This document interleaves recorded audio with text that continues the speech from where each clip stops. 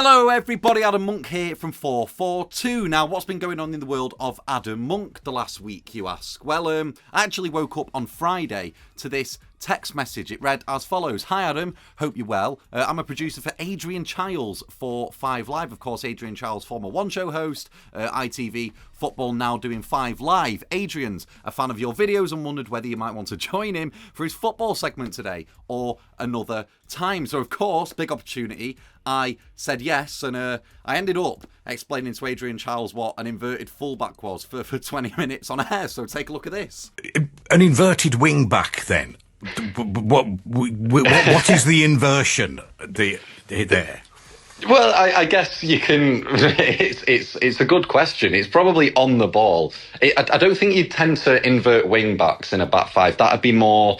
I think typically you'd see Man City or Arsenal or maybe even Liverpool with Trent Alexander-Arnold try this, where a traditional right back in a back four on the ball would then supplement the midfield three that you might be playing. So then on the ball, you have what's called a box midfield, which is 4 in the middle of the park. Oh, they're coming thick and fast here now. So much terminology, Adrian.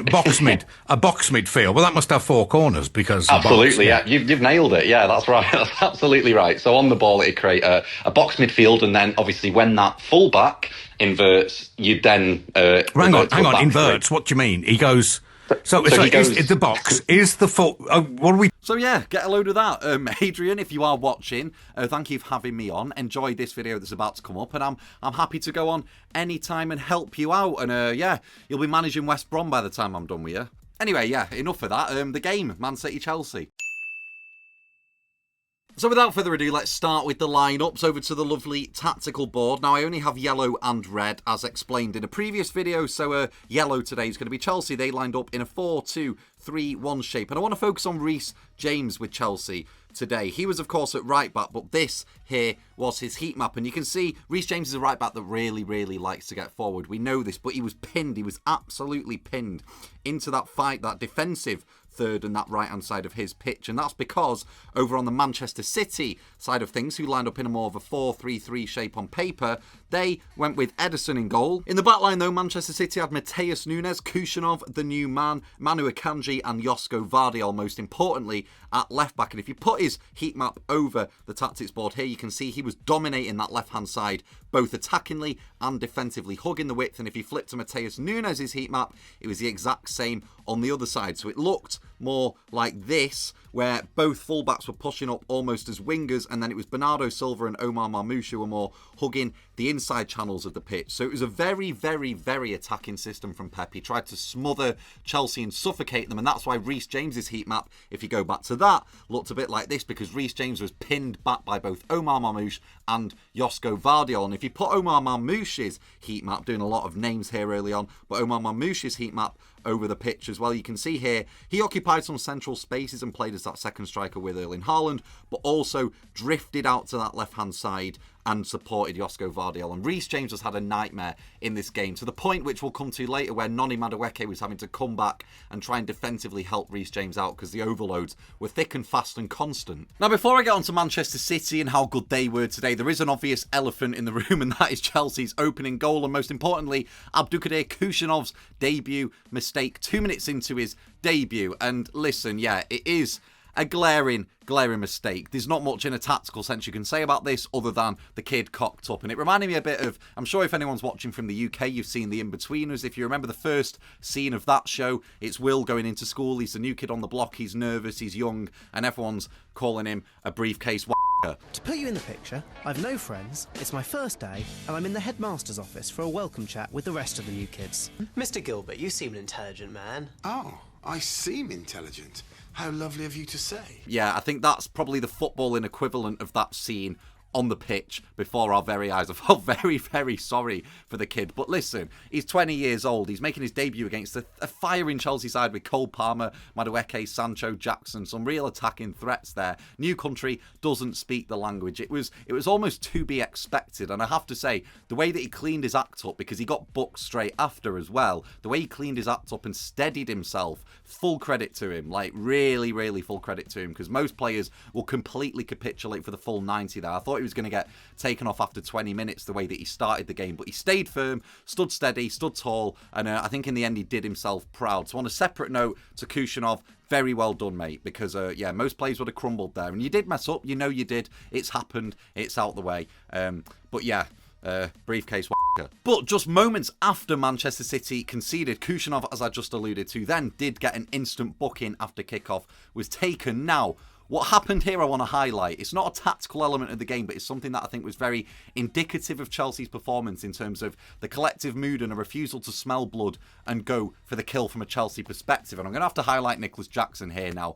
Call me a square from the past or a 𝗕𝗕 or anything. I don't really mind. But you can see here, 𝗘𝗫𝗧𝗥𝗔 backing off after being booked, straight after messing up for the first goal. And the kid looks absolutely petrified. And what does Nicholas Jackson do? Well, he goes up to 𝗘𝗫𝗧𝗥𝗔 and gives him a little, like, friendly pat on the midriff, as if to say, keep going, mate, don't worry, keep your head together. Now, you could say this is lovely football respect moments, 24, 25, it's great sportsmanship, yada, yada, yada. But at the end of the day, for me, right, look at it this way, Chelsea fans. If I was a Chelsea fan, I would not be happy with this. You think about, you know, Didier Drogba or Diego Costa, more aptly. Strikers like that, if they saw a young centre-back petrified, booked after 4 minutes, they wouldn't be doing that like a friendly little pat. They'd be going for the kill. You know, take it away from Chelsea. Think about Wayne Rooney or even Erling Haaland, who was starting for the opposition in this game. There is no way Haaland up against a young centre-back would have done that and supported him. You've got to be more ruthless in a high-stakes top-6 clash like this than just going, oh, come on, cheer up, mate.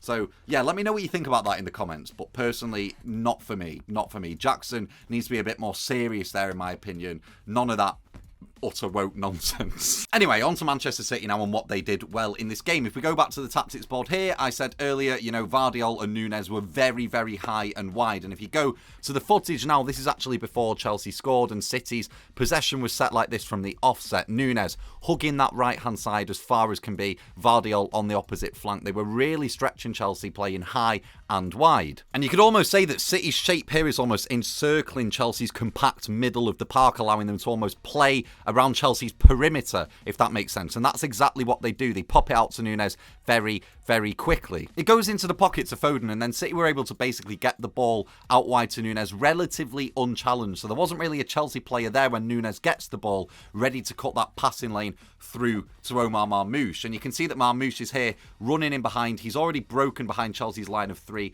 in that defence. And it was really 𝗕𝗕 and Marmoush that were the story of the first half for Man City. I mean, 𝗕𝗕 almost playing as a left winger here with an overlap, and Marmoush is the man attacking the 6, not Erling Haaland. And I think this is a new element to City's play that we're probably going to see. It was always Erling Haaland attacking the 6-yard box. He was the only real predominant striker. But now Marmoush maybe a little bit quicker off the mark than Erling Haaland. He can be the one to attack the 6, and Haaland can linger towards the back post or on the edge of the penalty area. It adds a new level of unpredictability to City's attacks when they overload on the left or right hand side. Again, another example here, Phil Foden getting the ball in the centre circle, but just look at how compact but also simultaneously disjointed this Chelsea back line is. Reece James, really, I mean, he should have clocked by this point. We're 20 minutes into the game that 𝗕𝗕 is stretching the pitch as much as he is.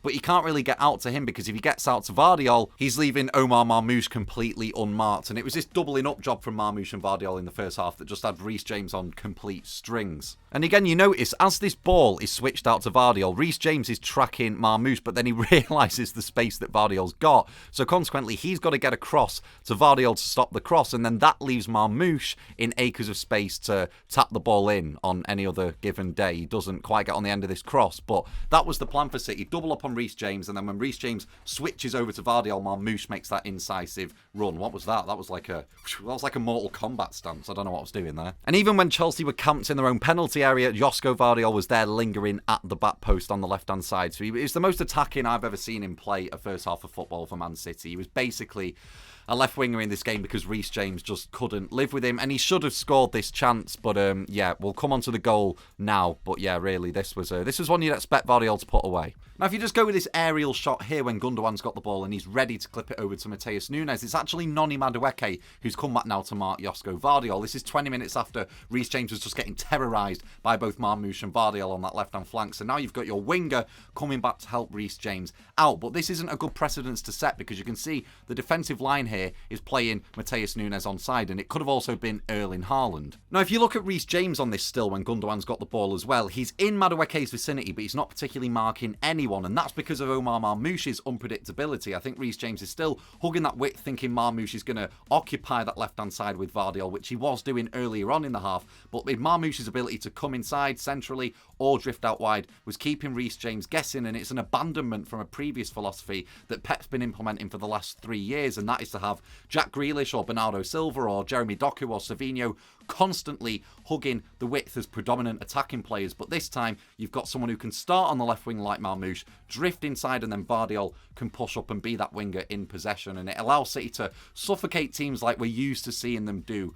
a lot more. But when you set this precedent with 𝗦𝗶𝗴𝗍 marking your winger, like I just said, it plays other players on side because 𝗦𝗶𝗴𝗍 is not a defender. Now, as for 𝗕𝗊𝗍𝗀𝗓 and 𝗃𝗏, I would say that they fall for a trap here that City lay, and that is to stay touch tight to Haaland, which is what we've seen a lot of Premier League centre-backs doing. It's the sensible thing to do. We see most teams do it, but by Haaland dropping a little bit deeper and those centre-halves being touch tight to Erling Haaland, and then 𝗦𝗶𝗴𝗍𝗓, being pushed back and playing on everyone else on side, that allows space for a third runner, in this instance Matheus Nunes, to run in behind and occupy that space and take the centre-backs out the game effectively. Because you see when this ball goes over the top, it's a 1v1 physical battle between Matheus Nunes and Marc Cucurella, which was a bit of a mismatch, and we're going to see this in the second half. City, really, the whole game plan was about isolating Chelsea into 1v1 physical situations where Chelsea were just simply inferior to City's prowess in that department. So when this ball goes over the top, it is a 1v1 physically between Cucurella and Matheus Nunes, which Matheus Nunes wins,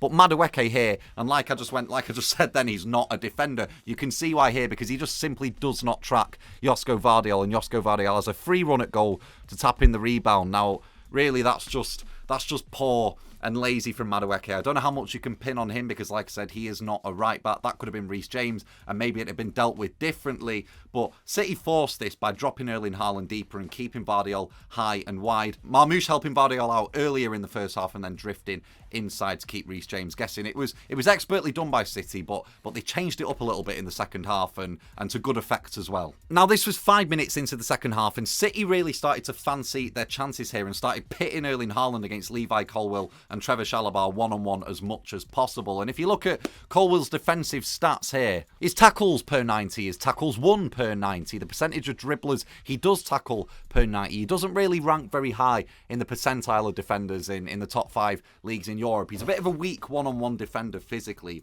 is Levi Colwill, and I think Pep knew this and really pitted Haaland against him. Now let's go to the goal. But before we do, we'll change the background of these next 2 goals to this in honour of Mr. Dyche, because this was the least woke Pep has ever been at Manchester City. It was just, they were smelling blood, smelling that Chelsea were losing these 1v1 physical battles, and it was Mr. Erling Haaland, get it up to the big man in the mixer, do your thing and score some goals, and boy did he. Case in point now. It's lumped up from Ederson, which is something we've seen him do in the past, but it started happening frequently in the second half of this game. City realising the physical advantage they now have. Now, as for Robert Sanchez, As for Robert Sanchez, my only explanation here is that he's fallen victim to some sort of Pavlovian conditioning. Someone must have rung a bell in the stand and he just started legging it towards the noise, because I have no footballing explanation as to why he has just ran out there. The ball was nowhere near him. He was not going to get to the ball. It's a terrible piece of goalkeeping. You don't need me to tell you that. So yeah, Chelsea did 2 bad things here. Bad thing A, giving Haaland 3 yards of space, which 𝗃𝗏 did when he lost out their header, and then the consequential run from that flick on header.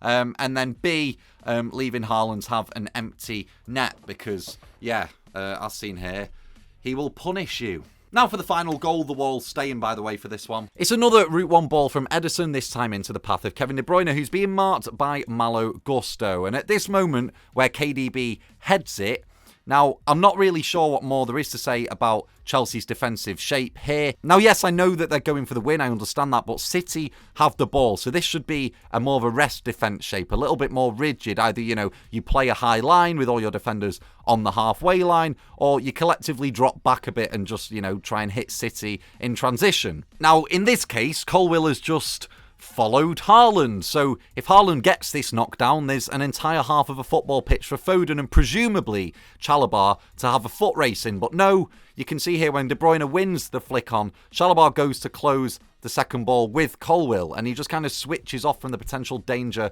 of runners behind him like Phil Foden. And this ball, in my opinion, wasn't really there for 𝗘𝗫𝗧𝗥𝗔 to win. So once he committed to it, it was just absolute curtains, and Foden had a free run at goal. And yeah, Foden scores, the game's dead and buried. City have route won their way to victory by just isolating Chelsea's centre-backs with relative ease. And I mean, you don't pit yourself, or you don't set yourself up to have one-on-one physical battles against the likes of 𝗘𝗫𝗍𝗏. That's just not a very clever idea. I do think that had City been playing a side like Liverpool with more potent, threatening, clinical attackers, they might have actually lost this game because they committed Núñez and Gvardiol so high up. But Chelsea were just a little bit toothless when they did try and transition earlier in the game. And in the second half, I mean, the back line was just almost like, it was like triangle shaped. Usually it should be a little bit more flat, something resembling a level of structure, but no, it was constant isolation for 𝗘𝗫𝗧𝗏 and 𝗘𝗫𝗏, and that was really the order of the day. City smelled blood. They knew this was what Chelsea were doing, and boy did they capitalise. So yes, guys, I hope you enjoyed the video. That was how Manchester City dismantled Chelsea in 1v1 physical battles with relative ease. I hope you've learnt something there, especially you, Adrian Childs, if you're watching. I hope you're taking notes. Anyway, new edition of the mag here if you'd like to pick it up from any good retailer or online. And yeah, have a good week, guys. Champions League action midweek, of course, as well, which, come to think of it, Manchester City actually might be going out of. We'll see if that happens. But until then, take care of yourselves. I've been Adam Monk. Goodbye.